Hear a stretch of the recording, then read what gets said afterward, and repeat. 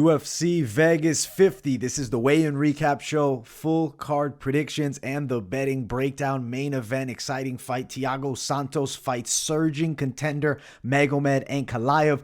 Cannot wait to talk about each of these fights after seeing the fighters on the scales. Make sure you guys smash that like button. If you're new to the channel, subscribe, turn those post notifications on, and share the video as well. And let's jump right into the first fight of the night. Tafon Nchukwi versus Azamat Murzakanov. Earlier in the week, I was on Murzakanov here very confidently. I consider him a lock of the week, really. Stylistically, I think he matches up really well against Nchukwi. We'll look at the fighters on the scales. There is Azamat Murzakanov. Let me make sure we have the shaping right. All right, it looks okay. MMA Junkie doesn't have them up, so we're using a different site for our weigh-in recap show here today. But there is Azamat. He looks like his typical self. He looks good. He's ready to fight. On the opposite side, Tafon Nchukwi looks like an absolute monster. He is jacked, but physiques don't win fights. The better fighter gets the W. Now, looking at the face-off, let's bring this up. There it is, Tafon Nchukwi, Azamat. A little bit of a height advantage towards the Nchukwi side, of course. He has more muscle mass on the frame. He's a thicker guy, but the speed definitely favors Azamat. Technical striking his way. I'm on Azamat all day. I'm very confident in him potentially stopping Nchukwi, but I wouldn't be surprised with the decision. Betting side of this fight, minus 182, best value for Azamat. Tafon Nchukwi, a plus 175 dog. I like Azamat money line here, potential parlay addition. If you're looking at playing maybe Azamat by TKO, plus 175 would be a prop, but I personally don't really love it. I would rather play this one straight money line, and I do think Azamat Murzakanov gets it done. Possibly third round TKO, but I could also see them going the full three with Azamat leading the way throughout. Expect an exciting performance. Keep your eyes on Azamat Murzakanov here in the light heavyweight division. Next fight of the night, Guido Cannetti versus Kris Moutinho. I'm excited to see this fight. I do expect it to be action-packed. Earlier in the week, I was on Moutinho. Cannetti, older guy, 42 years of age. Like, that is ancient for the bantamweight division. As far as the fighters on the scales, we'll get Kris Moutinho on here first if we find him here. We're on the hunt, man. We might have to just pull up the face-off for this one because I don't think the scale really makes too much of a difference. But there is the face-off right here. Kris Moutinho and Guido Cannetti. I like the red hair on Moutinho. A little bit of height edge towards Moutinho. Both guys looking in fairly decent shape, ready to go for it. I don't think anything with the scales was going to change my mind on this regardless. I really feel like this is the fight that I see Moutinho getting his first UFC win. I think he's matched up well here to get a W. 8-6 Cannetti on a 3-fight losing streak. 9-5 Moutinho. Moutinho showed really good toughness when he fought Sean O'Malley. To me, that carries a lot of weight. Even if he's not necessarily, you know, the top level of fighter in this bantamweight division, he's got a pressure-heavy style that I think can break Cannetti. I like Moutinho by TKO. Odds here, plus 135 for Cannetti, minus 142 towards the Moutinho side. I think Moutinho is a good money line play. I think he does get it done. Potentially playing Moutinho by KO, TKO could have you good plus money, plus 325, but it's good value for money line. I'll really lean you there. Money line, Moutinho was also my man Mike Finch's lock of the night on the money line show yesterday. So note that as well. Kris Moutinho for the win. I like him here, and I do think he gets it done potentially by TKO in a fun bantamweight scrap. Next fight of the night, Cody Brundage versus Dalcha Lungiambula. Earlier in the week, I was on Brundage, who is an underdog in this fight. We'll pull up the face-off, and we'll see. I mean, of course, you know Dalcha Lungiambula is going to be absolutely jacked, as his frame just is. There's the face-off.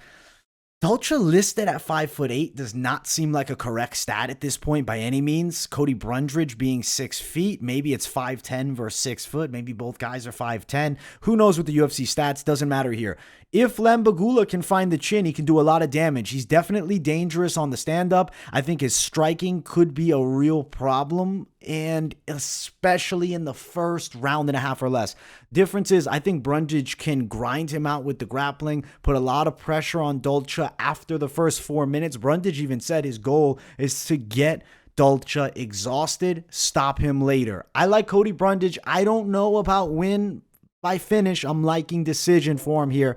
As far as the odds for this one, let's see what they're sitting at officially. Brundage plus 115, Lungiambula minus 118. I like the Brundage side as an underdog. I think we're going over 1.5, minus 190.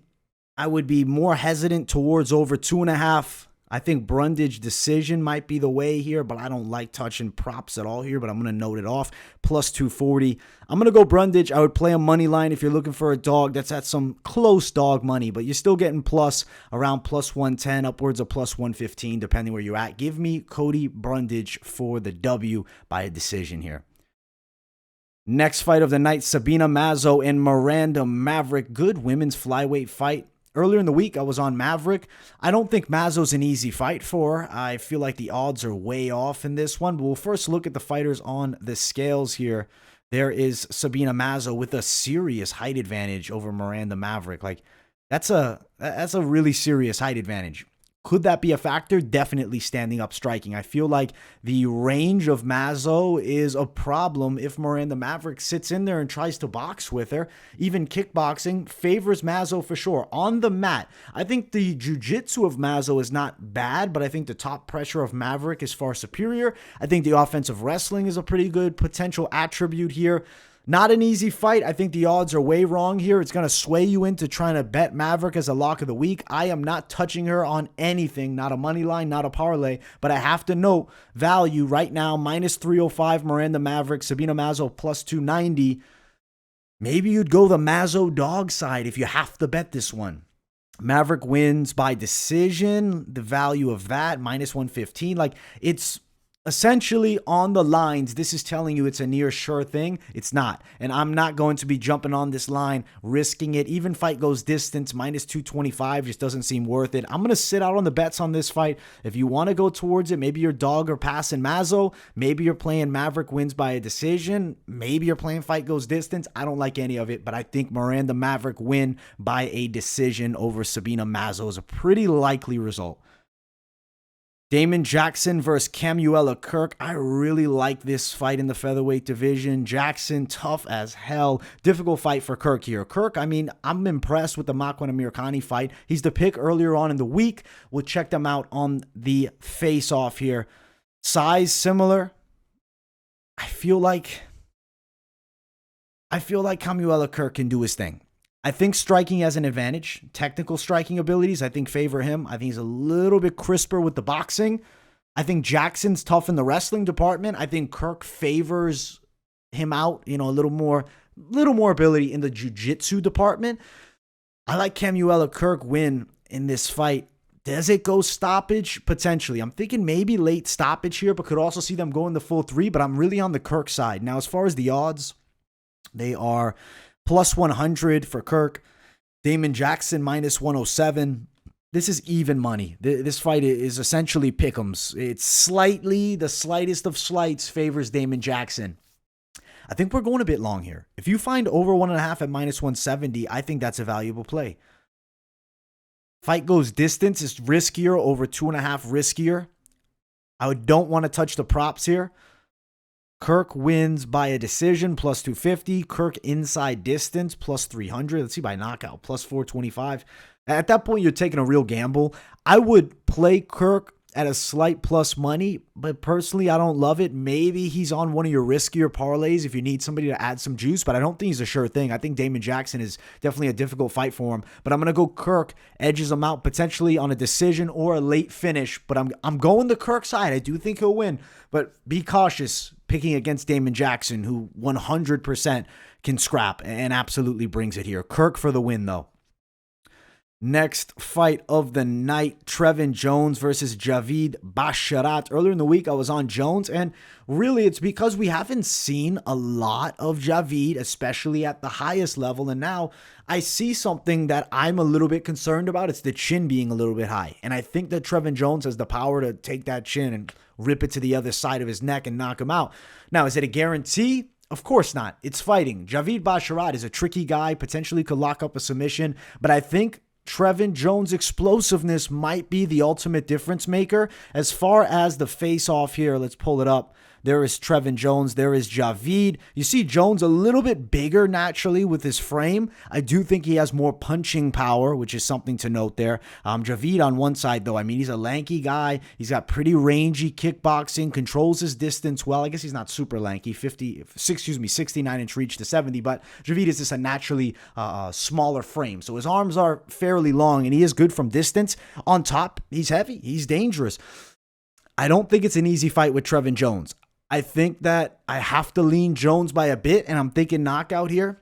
I think he can get it done as an underdog, but not an easy fight. And Javid's got to show me something. I like to pick experience over hype at this point, especially when the hype is coming directly off the Contender Series. I haven't seen enough to pick Javid. I'm going the Trevin Jones side here. I like plus 130 Trevin Jones. I think he's a decent underdog, minus 140 for Javid Basharat, but there's too many unknowns for me. Jones by KO TKO plus 450 is a sprinkle prop that I'm going to touch, but I don't love it by any means. I don't think it's the absolute lock of the week. Basharat wins by submission, plus 375. I wouldn't be surprised if people are playing that line too, especially with this guillotine choke. But I'll go Trevin Jones. I think he can find the knockout. The chin being up in the air, there's definitely a possibility Jones puts him down, maybe second or third round. Give me Trevin Jones for the win by KO. Fun fight between bantamweights. Next fight of the night, JJ Aldrich and Gillian Robertson. Good fight. Both these ladies going after it here. I'm going the Robertson side, at least earlier in the week I was. We'll check out the face-off and see if that changes anything. There is an intense face-off. Both girls getting real close to one another. I feel like JJ Aldrich is the better striker, but I think that the grappling definitely favors Robertson. Concern is Robertson does give up a lot of takedowns. Granted, she's comfortable off of her back, but points could be gathered up by JJ Aldrich if she's doing that. This fight's a near even money fight. Right now, the odds are sitting towards Gillian, minus 115, plus 119 Aldrich. I like Gillian Robertson to edge her out by a bit on a decision. I think JJ Aldrich striking has an advantage. If Aldrich can stop those takedowns, maybe even land a few of her own, but doesn't get caught up into dangerous grappling scrambles, because Robertson, I think, technically on the mat has the better jiu-jitsu. Standing up, Aldrich has an advantage. Wrestling, competitive. Robertson's takedown defense, always a bit of a concern. Not really of her getting grounded, pounded, and stopped, but I'm concerned that she's going to give up points getting taken down. And let's say she doesn't have any effective offense off of her back, just finds herself getting back up to her feet or whatnot. I like Robertson for the win. Not feeling her with the bet. Don't really like the line for Aldrich either. Personally, I'm just on Gillian Robertson to win the fight. She's the prediction. Betting side, I would really lean you guys towards skipping this one. Some people will want to play it. I will pull up a list of props here. The one that I guess I like the most would potentially be fight goes distance, nearly minus 120. But would I be absolutely shocked if Robertson got a submission or even a TKO if she finds a way on top, a really submission maybe? Robertson wins via submission, plus 235. I don't think it's super likely. I don't think the value is worth a touch as a Hail Mary prop. Personally, I'd say sit back, enjoy this fight. Maybe you play fight goes distance with a little something, but I like the Gillian Robertson side to get the win, and I do think it goes the full 3. Win by decision for her. Featured prelim. Matthew Semelsberger takes on unbeaten prospect AJ Fletcher. Talk about giving an unbeaten Contender Series guy like a really difficult debut fight. Like, not an easy matchup. This is throwing him to the Lions. Earlier in the week, I'm on Matthew Semelsberger. We'll check them out on the face-off. You see that size differential favoring the Semelsberger side, and he's in great shape, but as is Fletcher. The guy's thick. Look at the back. Look at the arms. He's built like a freight train. He has a ton of muscle mass on him. Could potentially fatigue going later. I will say this, though. Undersized for this division, at least as far as the reach goes. 67-inch reach for AJ Fletcher. He unfortunately doesn't have the longest arms, which could be a problem dealing with a guy 75-inch reach, Matthew Semelsberger, who uses straight punches pretty well. It's a pretty mean straight right down the center, and I think he could hurt AJ Fletcher with that, but I really am adamant on this kid's toughness. I think he might be able to sit in there for the full 3. I'm personally going Matthew Semelsberger decision, but AJ Fletcher I think is going to earn a lot of people's respect here, and I feel like at least gives a good showing in defeat. If he can somehow make 155, I think he could have a better run there. I like the way he comes inside with his hook hooks. I like the wrestling. Like, the kid is a real prospect at 9-0, but Matthew Semelsberger is a hard stylistic matchup. So I'm definitely leaning the Semelsberger way. As far as the line, minus 185, Fletcher plus 180. I don't mind a money line play. I do have Semelsberger in a bit of a Hail Mary parlay, so that's something to note. I don't think he's a bad fighter to play. As far as method of victory, I know a lot of people are feeling the knockout side, plus 165. Semelsberger decision, plus 325. It's risky any way you play it because it could go long, especially if Fletcher's chin holds up. This over 1.5 could be a pretty easy casher, depending. I mean, we're going to find out. Matthew Semelsberger's got quick knockouts in his UFC career, but he's also gone distance before. So I think Fletcher might be the guy that at least pushes him long here, goes second, third round. I think he's going the full 3. I'm not minding over 1.5 around minus 140. Matthew Semelsberger isn't a terrible money line play and is definitely not a bad guy to add to a parlay. I like Semelsberger for the win. I think he beats the debuting AJ Fletcher, but I do like AJ Fletcher a lot, and I'm hoping he can turn it back, maybe even drop a weight class, and I'm going to keep my eye on AJ Fletcher coming forward, man, and I'm really excited to see how he does in his debut. The main card, if you guys haven't yet, smash that like button. If you're new to the channel, subscribe, turn those post notifications on, and if you really enjoy the content, make sure to share the video. It is Bruno Silva and Alex Pereira. Earlier in the week, I said Pereira all day long. Now, I'm not going to tell you anything's going to change how the face-off looks. I like the style of Pereira striking a ton.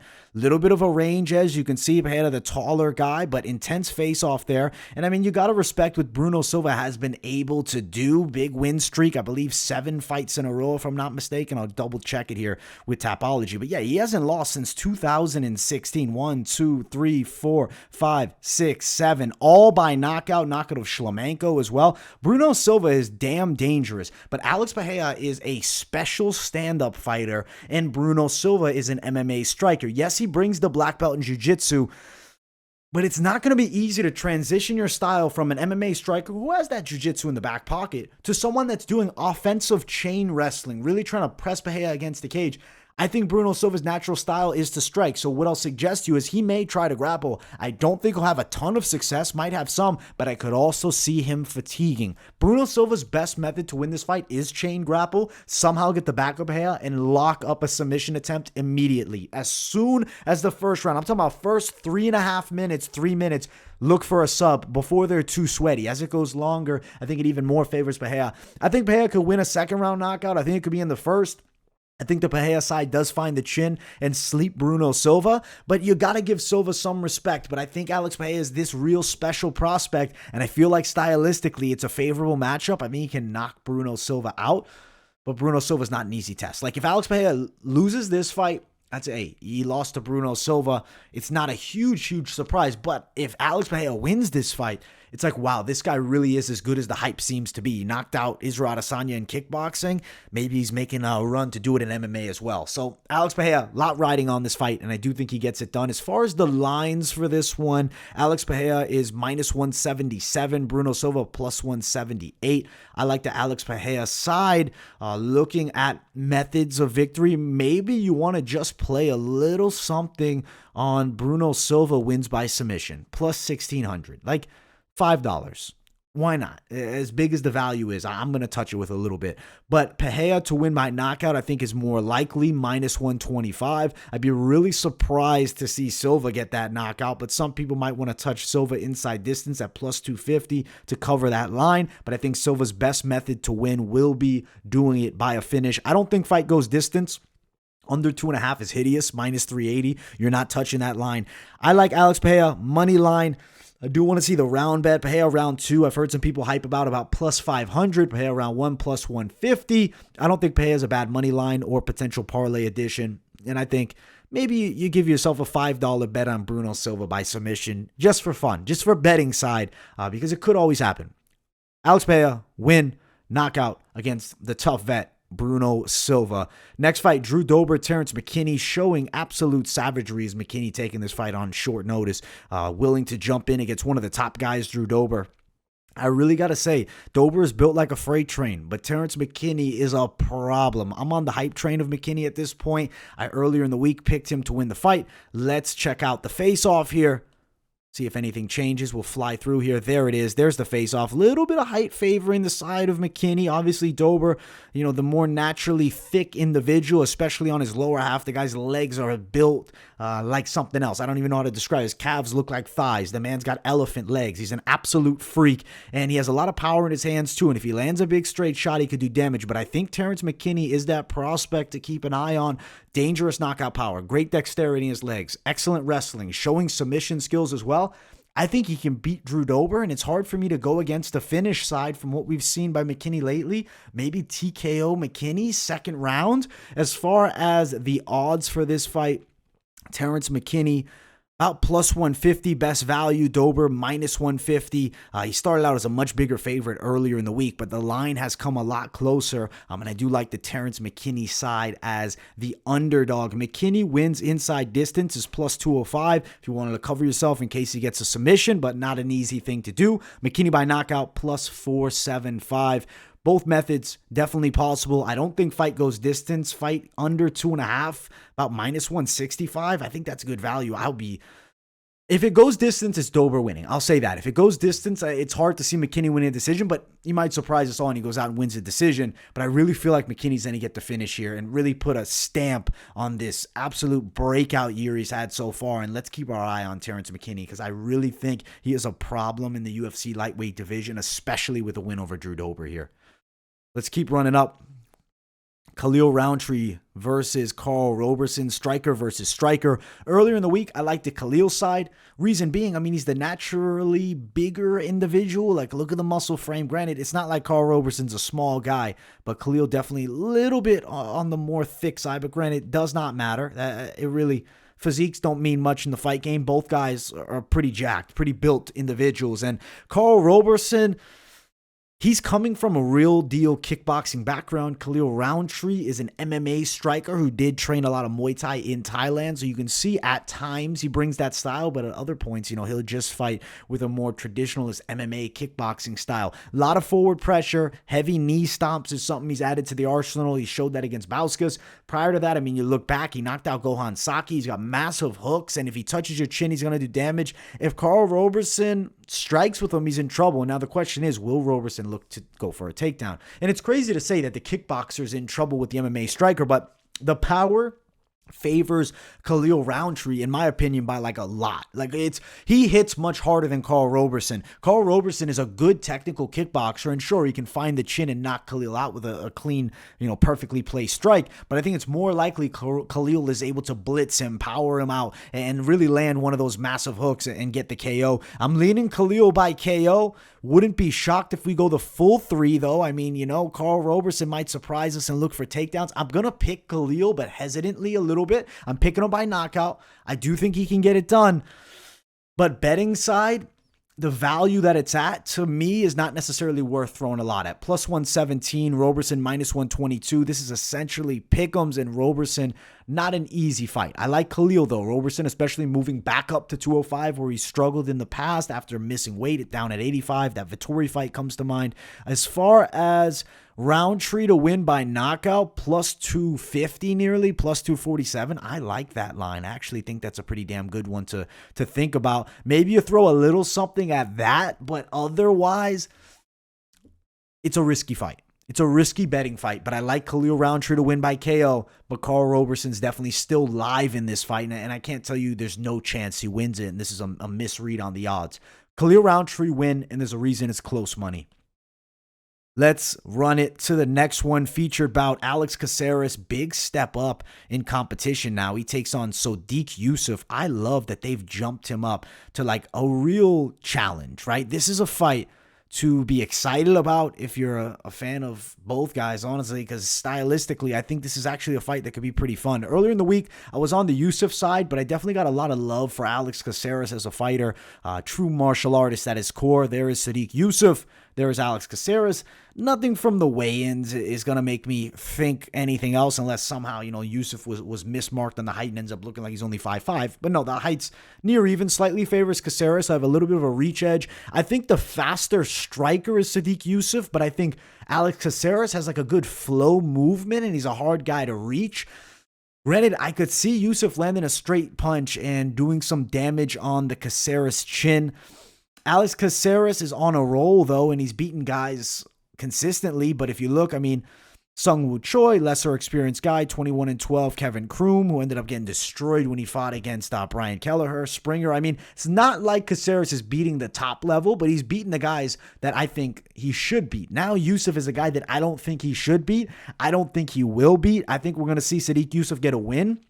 Caceres being in the southpaw stance, I'm a little concerned that he gets caught with that straight and Yusuf gets him out of there and finishes the job. Sungwoo Choi didn't. He dropped him in the first. Unfortunately, illegal knee in that fight. I think Yusuf might get a stoppage. Do I want to go and bet everything on it? No, but I think Yusuf minus 230 does get it done. Caceres plus 223. Caceres is always a live dog. He's a tricky guy to fight, but I like the Yusuf side here. As far as the lines, Yusuf to win by decision plus 155. Yusuf KO plus 215. I think maybe the over 1.5 is ugly though, minus 270. I prefer just Yusuf money line if you're looking to play it. I wouldn't hate an Alex Caceres wins by decision prop bet play at plus 450 if you're feeling him. But I think Yusuf should win, could get the knockout, but I really am leaning him winning by decision. But I do feel like the power is there and he could find that chin. So give me Sadiq Yusuf. I'm going to pick potential stoppage, knockout. Maybe you're playing the prop for Yusuf by KO. I'll bring it up again and give the value because I don't remember what it's listed at. Let's see. Yusuf wins KO TKO plus 215. It's a maybe play. I like Yusuf, though, and I would lean you money line. Maybe it's a parlay addition, but Alex Caceres is not an easy fight. But I am picking Sadiq Yusuf for the W. Let's keep running up the card. Marlon Moraes versus Song Yadong. They threw my man Marlon Moraes to the wolves, and it's unfortunate that they're doing this to him. I mean, shit. He is a legend of the game, and time again, he's getting put against these absolute killers. Song Yadong is a prospect to keep an eye on. He's a prospect on the rise. He's looking like an absolute savage, and his boxing is dangerous. Song Yadong's the pick earlier in the week. We'll check out the scales and see if anything changes. There's the face-off intense. Marlon looks great as usual. I feel like Marlon's getting knocked out, guys. Like, I really think Marlon's getting knocked out. I believe he's a little bit past his prime at this point. He seems hesitant striking. His boxing seems to have slowed down. In his prime, he's one of the most dynamic kickboxers the bantamweight division has ever seen, period. Even though his reign was outside of the UFC, he was the World Series of Fighting champ for a long time, and he was destroying everybody there. Never held the UFC belt, but still, one of the elite bantamweights ever. I just think that right now, his time is slowly fading behind him, especially with 4 of his last 5 fights losses, all stoppage losses, all TKOs, all knockouts. And that win, Jose Aldo, controversial. I think Song Yadong gets him finished. I think he probably stops him in the first or second. And I think Marlon Moraes is in danger boxing with Yadong. His kicks are fantastic. He doesn't bring a super big wrestling threat, and I think Yadong would be prepared for it. I think stylistically, this is just a tricky matchup. Explosive prospect who's 24 versus Marlon, who seems to be on the way out. I'm going to go Song Yadong by KO here, and I'm thinking first or second round. As far as the line, Yadong is a big favorite, minus 250. Moraes plus 235. As far as the prop, because I do like Yadong by KO, it's only plus 115. So it's not amazing value, but you're still getting some plus money, and I do think Song Yadong does it. Personally, I got Yadong in a parlay. I like him as a parlay piece, and I do think he gets a finish. Maybe you can parlay up minus 250, with your Song Yadong and an under 2.5 rounds, depending what bookie you're at, if that's allowed. Not a bad play. I like Song Yadong for the win here, and I do think he stops Marlon Moraes by knockout as well, which is tough if you're a fan of the legend, because, I mean, Marlon's been around for a long time. Main event, make sure you guys smash that like button if you haven't yet, and if you're new, subscribe to the channel. Thiago Santos and Magomed Ankalaev. This is an amazing light heavyweight fight. Prospect to watch, Magomed Ankalaev. He's surging as a contender. He's Dagestan's light heavyweight hope. Earlier in the week, the pick is Magomed. Let's check out the face-off and see if anything changes. There's an intense face-off there. Signature beard on Ankalaev. There's both guys. I think the scales have little to do with this fight. I feel like at this point, Thiago Santos doesn't move nearly as well as he used to. He was super explosive in his past, but dude, knee injuries are serious and they have limited his mobility. Magomed Ankalaev moves extraordinarily well. He has really quick hands and he's good with his counter strikes too. Great kicks, great grappling. He can mix the takedowns in well. There's a lot to like about Magomed Ankalaev, and I really feel like this could be his showcase moment. I think it will be. I think he's going to stop Thiago Santos. I'm thinking 3 or 4, win by knockout, Magomed Ankalaev, and I think we're looking at a guy that might be challenging for the belt sometime in the next year and a half, and I think he's going to stop the legendary Thiago Santos. As far as the odds for this fight, Ankalaev minus 350, best value. I don't know. I haven't seen that anywhere. Just Bet US, they say, has it. Minus 600, Ankalaev. Santos plus 460. Ankalaev is a huge favorite, but I'm confident in him. I do think he gets it done, and I'm thinking 3rd or 4th round knockout. Thiago Santos at this point, I think, has slowed dramatically, and that could be a real factor. Ankalaev by KO plus 140. Out of curiosity, Ankalaev by submissions plus 900. It wouldn't be an absolute shock if he somehow pulled off a submission. So, I mean, maybe not a bad Hail Mary play there. Ankalaev inside distance, about plus 105 best value. I think we're going over a round and a half. That's minus 260. Over 2.5, probably minus 150. Thiago Santos is not a chinny fighter, especially in the light heavyweight division. He's a very difficult guy to put away. You look at the recent 3 losses. John Jones, a fight that he potentially could have won. Glover Teixeira chokes him out, and then Rakic beats him on a decision, who's surging as a guy, potentially challenging for the belt after this Yuri Prochazka and Glover Teixeira fight, and they're top of the line. Thiago Santos, to me, I think is past his prime. The win over Blachowicz was amazing, and that carried a lot of weight when Blachowicz had the belt. It's like, ooh, if he can get 1 or 2 wins, we might be putting him back in there. And I believe Blachowicz actually might be scheduled to fight Rakic. Don't quote me on it, though, but I do believe they're trying to make that matchup. But it was, I think, postponed. But I might be wrong on that one. I'm pretty sure. Magomed Ankalaev is that prospect. He's got 1 loss, and that loss is to Paul Craig by submission with the 2nd left. Paul Craig says he's retiring this year, which is really unfortunate because I think he could make a run towards the top as well, and maybe a rematch with Ankalaev could be due, but probably not happening. I think Ankalaev beats Thiago Santos. I think he stops him. Wouldn't be shocked if he submits him, but I'm really leaning that knockout side. If it goes the full 5, that would just show to Santos' game toughness that he's always had. But I think Ankalaev could find the finish here. Santos has a ton of power, but he doesn't deliver it nearly as well as he used to. And I think that's a big problem when you take on a guy like Magomed Ankalaev. Overall, we got a pretty good card. I do want to jump to the parlays to cover just a couple. I have some written down here. If you want like an in-depth betting breakdown, like way farther than this, make sure you check out this week's Best MMA Bets. I do it every Wednesday. As far as the parlays, let's see here. A parlay that I kind of am feeling. I have it written down. All right, let's go for this one.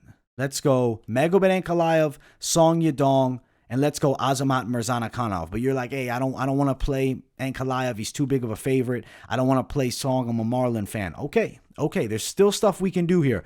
I think that you could potentially, I know it's a little bit of a risk, but Chris Moutinho was my man Mike Finch's lock of the night. I always respect his word. That's about plus 150. If you're going my lock of the night, Murzakanov, Mike Finch's lock at minus 155. But I get why people would be like, listen, I'm staying away from betting the lower level here. I think that Ankalaev is still a good addition. I like Yadong a lot. Semelsberger could be an ad, plus 268. You could even potentially take out Yadong and then put Magomed Ankalaev, Azamat Murzakanov, and Matthew Semelsberger, plus 167. Depending how you're feeling about Pahea, plus 300. I like also adding potentially over a round and a half, I believe over 2.5 on this fight could be, I think, a little riskier as the week's gone on, but I do have a Hail Mary parlay with that listed in, plus 529. So there's a lots of ways you can play it, but we'll just do it straight with fighters here. And I think if you added Terrence McKinney as a dog, that's plus 861. Murzakanov, Ankalaev, Semelsberger, Pahea, McKinney, and I'm going to add in Song Yadong too for plus 1224. This is like a real stretch parlay. One that you'll do with a little lottery ticket type play. Then if maybe you added in the over on this one, which is, I'm not telling you to do it, but maybe you want to go nuts with it, nearly plus 2,000. But that's the ultimate Hail Mary. Overall, I like the 2-3 fighter parlays. Keep it safer. Make your money off the money lines, the occasional Hail Mary prop to cash a little something, and your safer parlays. And maybe one Hail Mary just for fun, but don't go nuts with those Hail Marys. You see big plus money and you're like, yeah, I'm playing it. It could happen, but be cautious. Be cautious, guys. Much love to everybody for tuning in. Smash that like button if you guys haven't subscribed. Turn those post notifications on and share the video as well. I appreciate each and every one of you for the continued support. You guys are amazing and you make this possible. Much love, and I will see you all in the next one tomorrow. Full card fight companion for UFC Vegas 50, and then as soon as UFC Vegas 50 finishes, I'm jumping over and I'm finishing out that Bellator 276 card. So make sure to tune in. We got two fight companions going on back to back. You want to be locked in right here at MMA Experts. Much love, my people. See you all tomorrow. Shuey, 120 likes on that UFC Vegas 50 fight companion. Much love, guys.